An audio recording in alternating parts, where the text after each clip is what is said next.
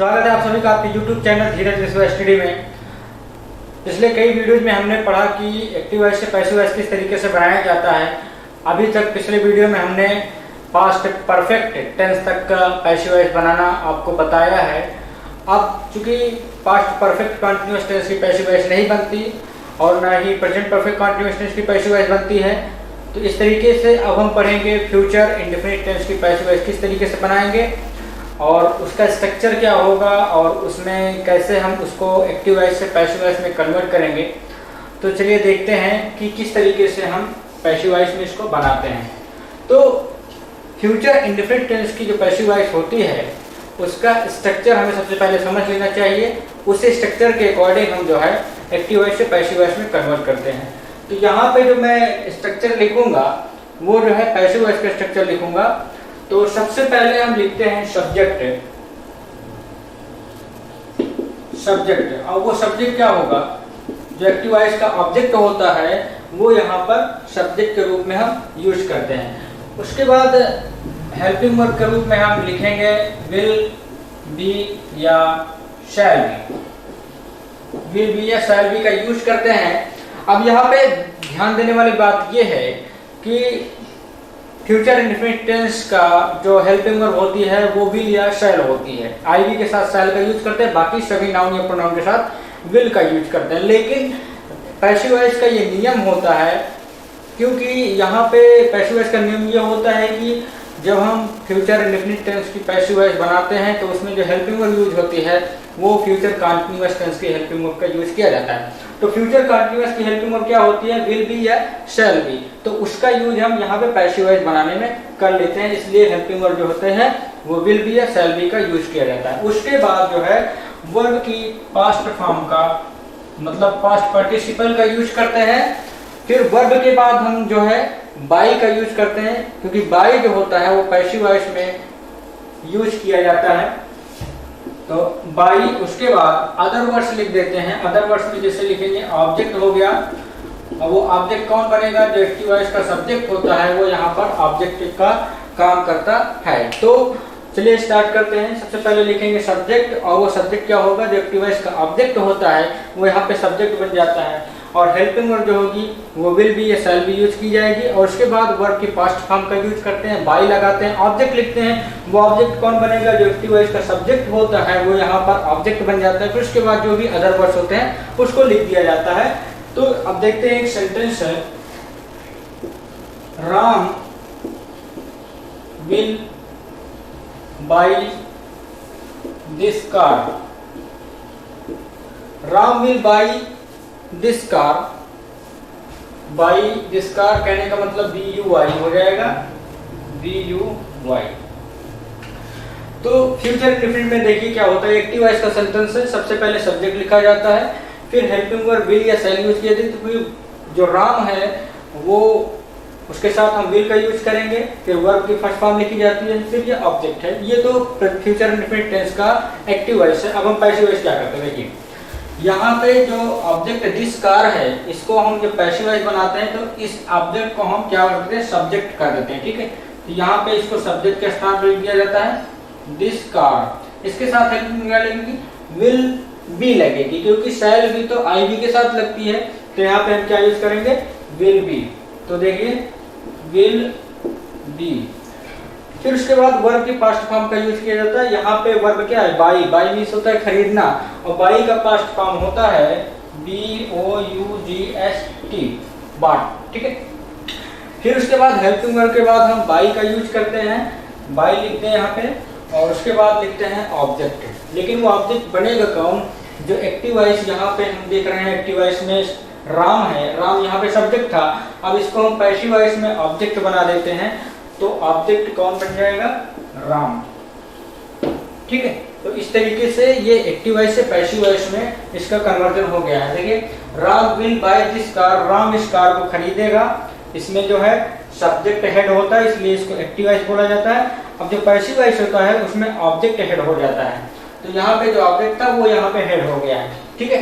तो this car will be bought by Ram, ये car Ram के द्वारा खरीदी जाएगी। तो इस तरीके से ये सेंटेंस कंप्लीट हो गया है। अब देखते हैं नेक्स्ट सेंटेंस,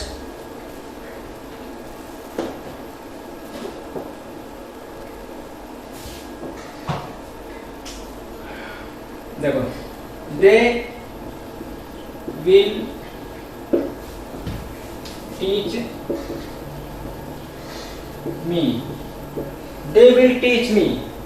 तो यहाँ पे हम देखेंगे कि ये एक्टिव वॉइस का सेंटेंस है, दे विल टीच मी, वे मुझे पढ़ाएंगे। अब इसका पैसिव वॉइस बनाते हैं तो देखेंगे यहाँ पे ऑब्जेक्ट का है, ऑब्जेक्ट है मी, तो मी का जो सब्जेक्टिव केस होता है वो यहाँ पे आई हो जाता है। तो क्या होता है रूल, ऑब्जेक्ट को हम क्या बना देते हैं पैसिव वॉइस में, सब्जेक्ट बना देते हैं। तो मी का हो गया आई, और आई के साथ हमें पता है कि शैल बी का यूज किया जाता है, तो आई बी के साथ शैल बी यूज होता है, तो यहाँ पे शैल बी का यूज कर दिया जाता है। उसके बाद वर्ब की पास्ट फॉर्म का यूज करते हैं, यहाँ पे ये वर्ब है टीच, टीच का क्या होता है पास्ट फॉर्म, टीच का पास्ट फॉर्म होता है टाट, ठीक है, टाट हो गया। उसके बाद बाई का यूज करते हैं, बाई। अब लिखेंगे ऑब्जेक्ट, ऑब्जेक्ट कौन है इसमें, यहाँ पे देखते हैं दे, एक्टिव वॉइस में जो ऑब्जेक्ट है वो है दे, तो यहाँ पे इसको हम पैसिव वॉइस में ऑब्जेक्ट बना दिया जाता है, तो दे का ऑब्जेक्टिव केस हो जाता है देम। देखिए दे विल टीच मी, वे मुझे पढ़ाएंगे, I shall be taught by them, मुझे उनके द्वारा पढ़ाया जाएगा। तो इस तरीके से जो सेंटेंस बोलने का जो कहने का मतलब एक स्टाइल है वो चेंज हो जाती है एक्टिव वॉइस से पैसिव वॉइस। यहाँ पे सब्जेक्ट हेड था, यहाँ पे ऑब्जेक्ट हेड हो गया, ठीक है। तो इस तरीके से एक्टिव वॉइस से पैसिव वॉइस में बना लिया जाता है इसको। अब निगेटिव सेंटेंस मैं नहीं बताऊंगा क्योंकि वीडियो लंबा हो जाएगा, तो निगेटिव सेंटेंस में इतना ही होता है, जैसे यहाँ पे नॉट होता, यहाँ पे नॉट का यूज कर दिया जाता, ये नॉट हो गया निगेटिव सेंटेंस, ठीक है, क्योंकि हेल्पिंग वर्ब के बाद नॉट का यूज किया जाता है, तो निगेटिव सेंटेंस यहाँ पे हो गया। अब इसको हम जब पैसिव वॉइस में निगेटिव सेंटेंस बनाएंगे तो यहाँ पे नॉट का यूज कर देंगे, शैल और बी के बीच में हम क्या यूज कर देंगे, नॉट का यूज कर देंगे, तो ये निगेटिव सेंटेंस बन जाता है। मतलब विल और शैल के बाद और बी के पहले जब हम नॉट का यूज कर देते हैं तो वो निगेटिव सेंटेंस बन जाता है। तो इस तरीके से निगेटिव सेंटेंस इस तरीके से आप बना सकते हैं। अब हम देखेंगे इंट्रोगेटिव सेंटेंस का किस तरीके से पैसिव वॉइस बनाया जाता है। देखिए इंट्रोगेटिव सेंटेंस दो प्रकार के होते हैं, एक यस और नो टाइप, दूसरा होता है डब्ल्यूएस टाइप। यस और नो टाइप में जो क्वेश्चन का आंसर दिया जाता है उसको यस या नो में दिया जाता है, और इस तरीके के जो सेंटेंस होते हैं वो हेल्पिंग वर्ब से स्टार्ट होते हैं, ठीक है।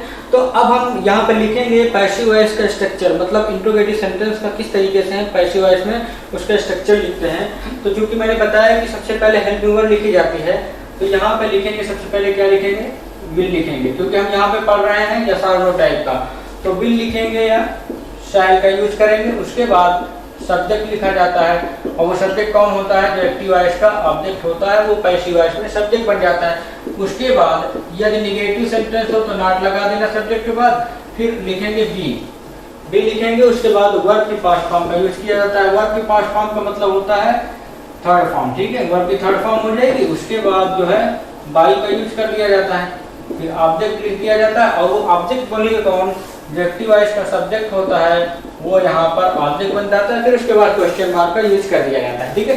तो देखिए स्ट्रक्चर क्या है, यस और नो टाइप का इंट्रोगेटिव सेंटेंस हम पढ़ेंगे, तो इसमें सबसे पहले लिखेंगे हेल्पिंग वर्ब, विल या शैल का यूज करेंगे, वो होता है आई बी के साथ शैल का यूज करेंगे, बाकी के साथ विल का यूज करते हैं।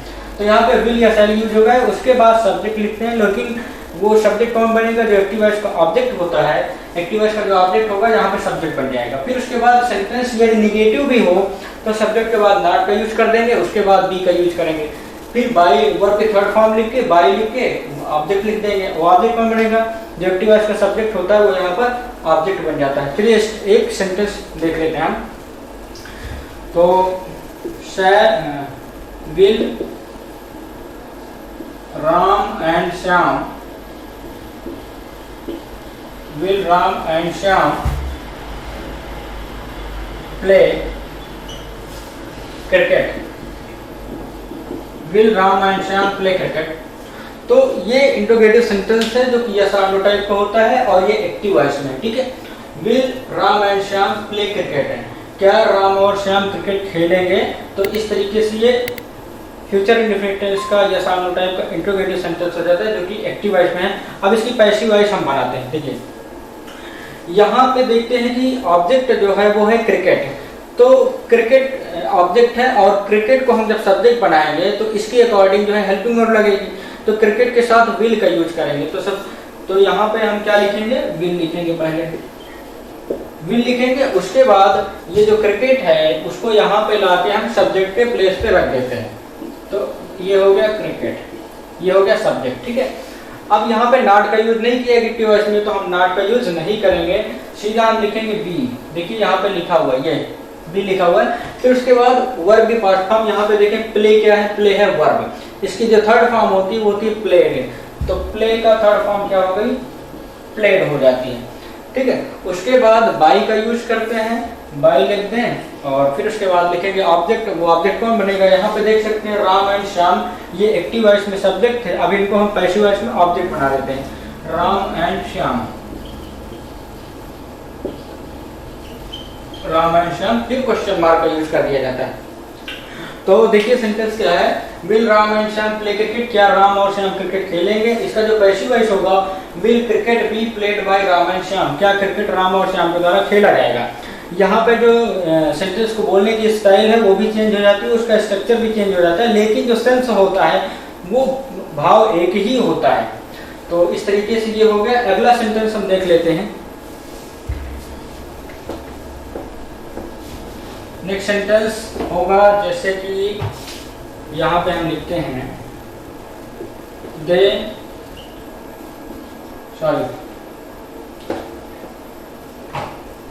will they not give me money। तो will they not give me money, क्या वे मुझे पैसे नहीं देंगे, ठीक है। तो अब ये है एक्टिव वॉइस में, फ्यूचर इंडेफिनिट का है क्योंकि यहाँ पे विल का यूज किया गया। अब इसको पैसिव वॉइस में किस तरीके से बनाते हैं, तो यहाँ पे देख रहे हैं दो ऑब्जेक्ट है, मी और मनी। मी इनडायरेक्ट ऑब्जेक्ट है, जितने भी लिविंग्स होते हैं वो इनडायरेक्ट होते हैं, जो नॉन लिविंग होते हैं वो डायरेक्ट ऑब्जेक्ट होते हैं। तो हम स्टार्ट करते हैं मी से, ठीक है। मी को हम यहाँ पे सब्जेक्ट मानेंगे, तो मी को जब सब्जेक्ट बनाएंगे तो इसकी हेल्पिंग वर्ब क्या होगी, इसकी हेल्पिंग वर्ब होगी शैल। तो यहाँ पे सबसे पहले हम क्या लिख देंगे, लिखेंगे सबसे पहले शैल। फिर इस मी को यहाँ पे सब्जेक्ट बना दिया जाता है, तो आई हो जाएगा, ठीक है। अब यहाँ पे देख रहे हैं नॉट का भी यूज किया गया है, तो सब्जेक्ट के बाद क्या यूज करेंगे, नॉट यूज करेंगे। उसके बाद हम लिखेंगे बी, बी लिखेंगे क्योंकि इसमें बी का यूज किया जाता है, बी लिखेंगे। फिर वर्ब लिखेंगे, वर्ब की थर्ड फॉर्म, गिव का थर्ड फॉर्म होता है गिवन, तो यहाँ पे लिख देंगे गिवन हो गया, गिवन। उसके बाद क्या देंगे, मनी, तो यहाँ पे मनी लिखेंगे, मनी बाई, बाई के बाद अब जो ऑब्जेक्ट है, जो हमारा इसमें मेन सब्जेक्ट था दे था, अब उसको हम क्या करेंगे, ऑब्जेक्ट बना देंगे। तो बाई दे का ऑब्जेक्टिव केस क्या हो जाता है, दे का ऑब्जेक्टिव केस होता है देम। देखिए will they not give me money, क्या वे मुझे पैसे नहीं देंगे। अब यहाँ पे क्या हो जाएगा, shall I not be given money by them, क्या मुझे उनके द्वारा पैसा नहीं दिया जाएगा। तो इस तरीके से ये एक्टिव वॉइस से पैसिव वॉइस में या साउंड टाइप वाला इंट्रोगेटिव सेंटेंस का हो जाता है, ठीक है। अब हम देखेंगे इंट्रोगेटिव सेंटेंस WH टाइप का। इंट्रोगेटिव सेंटेंस WH टाइप किस तरीके से होता है, इसका जो स्टार्टिंग होता है इंग्लिश सेंटेंस में वो होता है क्वेश्चन वर्ड से। क्वेश्चन वर्ड जितने भी होते हैं ज्यादातर WH से स्टार्ट होते हैं, इसलिए इसको WH टाइप का इंट्रोगेटिव सेंटेंस बोला जाता है। तो जो स्ट्रक्चर होगा पैसिव वॉइस का वो हम यहाँ पे लिखेंगे। तो सबसे पहले हम लिखते हैं क्वेश्चन वर्ड, क्वेश्चन वर्ड लिखेंगे। उसके बाद क्या लिखेंगे, विल लिखेंगे या शैल लिखेंगे अकॉर्डिंग टू सब्जेक्ट, ठीक है। उसके बाद लिखेंगे सब्जेक्ट, और वो सब्जेक्ट कौन बनेगा, जो एक्टिव वॉइस का ऑब्जेक्ट होता है वो यहाँ पे पैसिव वॉइस में सब्जेक्ट बन जाता है। उसके बाद निगेटिव सेंटेंस हो तो नॉट लिखते हैं, नहीं है तो कोई बात नहीं। फिर उसके बाद वर्ब की बी लिखेंगे, बी लिख देंगे। फिर वर्ब की थर्ड फॉर्म का यूज करते हैं। फिर बाई प्लस ऑब्जेक्ट, वो ऑब्जेक्ट कौन बनेगा, जो एक्टिव वॉइस का सब्जेक्ट होता है वो यहाँ पे ऑब्जेक्ट बन जाता है। फिर क्वेश्चन वर्ड का यूज कर दिया जाता है, ठीक है। तो देख एक बार स्ट्रक्चर फिर से देख लें। सबसे पहले हम क्या लिखेंगे, सबसे पहले लिखते हैं क्वेश्चन वर्ड, ठीक है। क्योंकि जो स्ट्रक्चर होगा, क्योंकि इंट्रोगेटिव सेंटेंस WH टाइप है तो क्वेश्चन वर्ड से स्टार्ट होगा, चाहे वो एक्टिव वॉइस हो या पैसिव वॉइस हो। तो यहाँ पे क्वेश्चन वर्ड यूज करेंगे। फिर हेल्पिंग वर्ब लगेगी विल या शैल अकॉर्डिंग टू सब्जेक्ट, सब्जेक्ट के हिसाब से विल या शैल का यूज कर दिया जाएगा। उसके बाद सब्जेक्ट लिखेंगे, वो सब्जेक्ट कौन बनेगा, जो एक्टिव वॉइस का ऑब्जेक्ट होता है वो यहाँ पर सब्जेक्ट बन जाता है। नेगेटिव सेंटेंस यदि हो तो उसमें नॉट का यूज कर देंगे। फिर उसके बाद बी का यूज करेंगे, वर्ब के पार्ट फॉर्म का यूज करते हैं, बाय यूज करते हैं, ऑब्जेक्ट लिखते हैं। वो ऑब्जेक्ट कौन बनेगा, जो एक्टिव वॉइस का सब्जेक्ट होता है वो यहाँ पर ऑब्जेक्ट बन जाता है। चलिए देखते हैं sentence. Why shall we not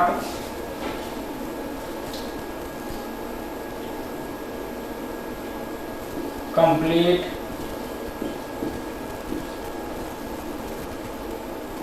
the work? Why shall we not complete the work? ये जो है फ्यूचर इंडेफिनिट का एक्टिव वॉइस है। Why shall we not complete the work? हम वर्क क्यों नहीं कंप्लीट करेंगे, ठीक है। तो यहाँ पे देख सकते हैं WH टाइप का इंट्रोगेटिव सेंटेंस है, तो इसका हम जब पैसिव वॉइस में कन्वर्ट करते हैं तो यहाँ पे स्ट्रक्चर के अकॉर्डिंग हम लिखते हैं क्वेश्चन वर्ड, मतलब क्वेश्चन वर्ड तो यही रहेगा, तो यहाँ पे वाई लिख दिया जाता है। उसके बाद क्या लिखेंगे, विल या शैल लिखेंगे, लेकिन वो नए सब्जेक्ट, यहाँ पे सब्जेक्ट हमारा क्या है, द वर्क। वर्क के साथ हम विल का यूज करते हैं, तो यहाँ पे हम हेल्पिंग वर्ब विल का यूज कर देंगे। उसके बाद क्या लिखेंगे, ये जो हमारा ऑब्जेक्ट है एक्टिव वॉइस का, इसको यहाँ पर हम क्या कर देंगे, सब्जेक्ट बना देंगे, तो द वर्क हो जाता है, ठीक है। अब देखिए यहाँ पे नॉट का भी यूज किया गया है, तो नॉट यहाँ पे लिख दिया जाता है सब्जेक्ट के बाद। फिर बी का यूज करेंगे। अब बी के बाद हम क्या करेंगे, वर्ब की थर्ड फॉर्म, मतलब वर्ब कंप्लीट क्या है, कंप्लीट वर्ब है, तो इसकी जो थर्ड फॉर्म होगी वो होगी कंप्लीटेड, ठीक है। फिर उसके बाद बाई यूज करते हैं। बाई के बाद वर्ब जो सब्जेक्ट होता है उसको हम ऑब्जेक्ट बना देते हैं। यहाँ पे देखिए बी है, बी यहाँ पे सब्जेक्ट एक्टिव वॉइस में, तो इसको हम ऑब्जेक्ट बनाएंगे, तो बी का ऑब्जेक्टिव केस हो जाता है अस। सेंटेंस को फिर से एक बार रीड कर लें। Why shall we not complete the work? हम वर्क क्यों नहीं कंप्लीट करेंगे। और उसके बाद जो इसका पैसिव वॉइस होता है, देखिए क्वेश्चन वर्ड तो वही लगेगा। अब यहाँ पे हमारा सब्जेक्ट क्या है, द वर्क है, तो वर्क के अकॉर्डिंग क्या लिखेंगे, विल लिखेंगे। और इसके बाद क्या यूज किया था, नेगेटिव सेंटेंस है, तो यहाँ पे हम नॉट का यूज करेंगे। फिर उसके बाद बी का यूज करते हैं। फिर उसके बाद वर्ब की थर्ड फॉर्म का यूज किया जाता है। फिर बाई लगाएंगे, और यहाँ पे जो सब्जेक्ट बी था इसको हम ऑब्जेक्ट बना देंगे, तो यहाँ पे हो जाएगा अस। तो इस तरीके से ये सेंटेंस जो है एक कंप्लीट हो जाता है। एक सेंटेंस और देख लेते हैं। इसी तरीके की यदि आप लोगों को कोई प्रॉब्लम हो तो आप कमेंट करके हमको बताएं कि ये प्रॉब्लम आ रही है, हम उसको सॉल्व करने का पूरा प्रयास करेंगे, ठीक है। तो चलिए देखते हैं।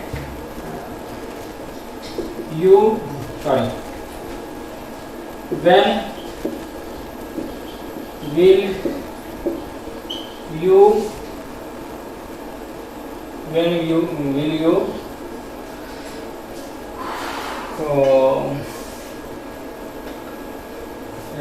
कहने का मतलब कोई भी वर्ब लिख सकते हैं, cell.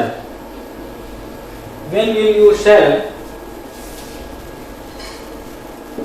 this house? When will you sell this house? आप इस घर को कब बेचेंगे। तो यहाँ पे देखिए क्वेश्चन वर्ड से स्टार्ट हुआ है, तो इसका पैसिव वॉइस में करते हैं। तो सबसे पहले हम क्वेश्चन वर्ड ही लिखते हैं। तो बिल्कुल सिंपल है एकदम, आप एक बार ट्राई करेंगे तो समझ में आ जाता है, स्ट्रक्चर सब कुछ सेम रहता है, बस केवल हेल्पिंग वर्ब चेंज होती है। तो क्वेश्चन वर्ड यूज कर देंगे। अब जो सब्जेक्ट है वो क्या है, इसका ऑब्जेक्ट क्या है, दिस वर्क, तो दिस हाउस, तो यहाँ पे ये ऑब्जेक्ट नहीं सब्जेक्ट बन जाएगा। तो इसके अकॉर्डिंग जो होती है वो हेल्पिंग वर्ब लगेगी विल। उसके बाद ये जो ऑब्जेक्ट है इसको यहाँ पे सब्जेक्ट बना दिया जाता है, this work, this house. When will this house. फिर उसके बाद बी का यूज करते हैं, बी, और वर्ब क्या है, सेल। तो सेल का पास्ट फॉर्म क्या हो जाता है, सोल्ड हो जाता है, तो यहाँ पे लिखते हैं सोल्ड। By, by.